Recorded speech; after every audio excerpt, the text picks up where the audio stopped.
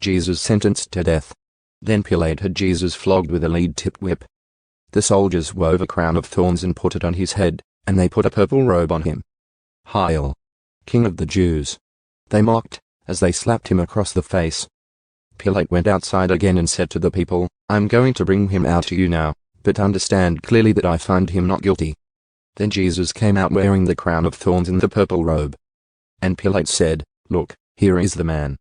When they saw him, the leading priests and temple guards began shouting, "Crucify him! Crucify him! Take him yourselves and crucify him," Pilate said. "I find him not guilty." The Jewish leaders replied, "By our law he ought to die because he called himself the Son of God." When Pilate heard this, he was more frightened than ever. He took Jesus back into the headquarters again and asked him, "Where are you from?"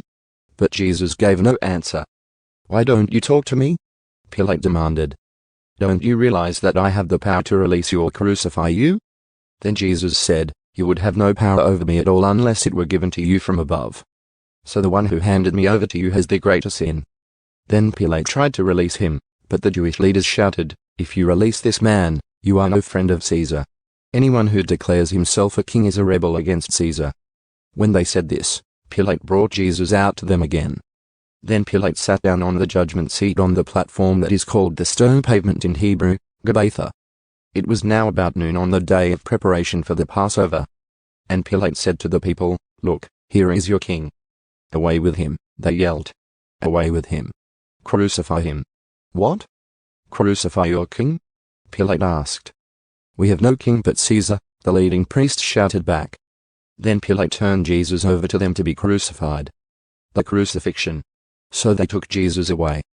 Carrying the cross by himself, he went to the place called Place of the Skull in Hebrew, Golgotha. There they nailed him to the cross.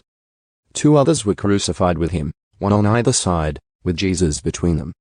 And Pilate posted a sign on the cross that read, "Jesus of Nazareth, the King of the Jews." The place where Jesus was crucified was near the city, and the sign was written in Hebrew, Latin, and Greek, so that many people could read it. Then the leading priests objected and said to Pilate, "Change it from the King of the Jews to he said, 'I am King of the Jews.'" Pilate replied, "No, what I have written, I have written." When the soldiers had crucified Jesus, they divided his clothes among the 4 of them. They also took his robe, but it was seamless, woven in one piece from top to bottom.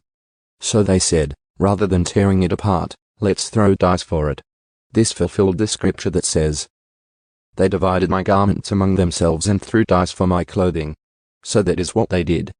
Standing near the cross were Jesus' mother, and his mother's sister, Mary the wife of Clopas, and Mary Magdalene. When Jesus saw his mother standing there beside the disciple he loved, he said to her, "Dear woman, here is your son." And he said to this disciple, "Here is your mother." And from then on this disciple took her into his home. The death of Jesus. Jesus knew that his mission was now finished, and to fulfill scripture he said, "I am thirsty."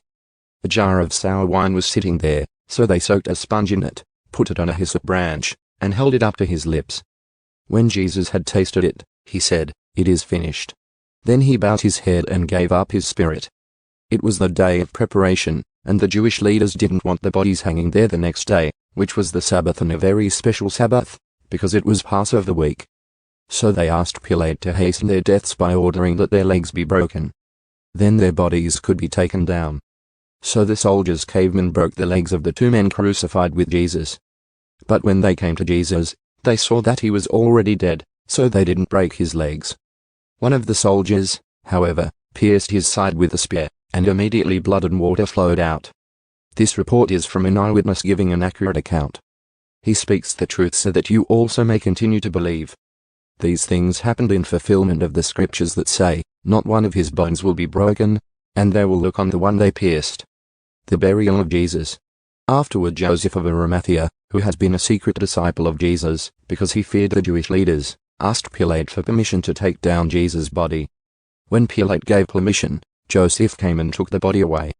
With him came Nicodemus, the man who had come to Jesus at night. He brought about 75 pounds of perfumed ointment made from myrrh and aloes. Following Jewish burial custom, they wrapped Jesus' body with the spices in long sheets of linen cloth.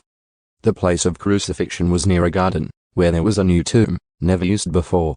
And so, because it was the day of preparation for the Jewish Passover, and since the tomb was close at hand, they laid Jesus there.